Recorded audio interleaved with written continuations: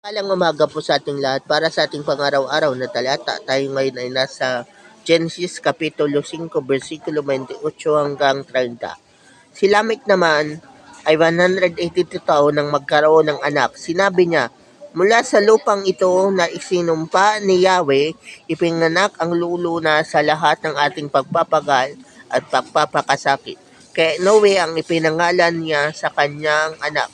Nabuhay si Lamech ng 595 taon at siya ay nagkaroon din ng ibang mga anak bago namatay sa gulang na 777 taon.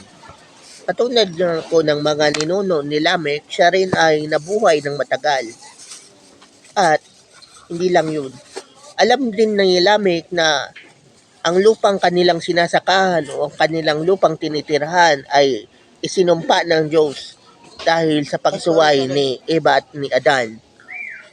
At dahil doon, sa panahon siguro natin, ito ay tinatawag nating declaration or manifestation.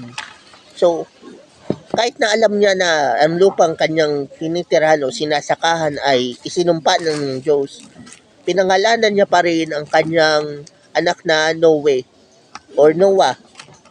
Ibig sabihin nun, talagang naniwala siya na darating ang panahon na matitigil at mapuputol ang sumpa. Kaya manifestation is real.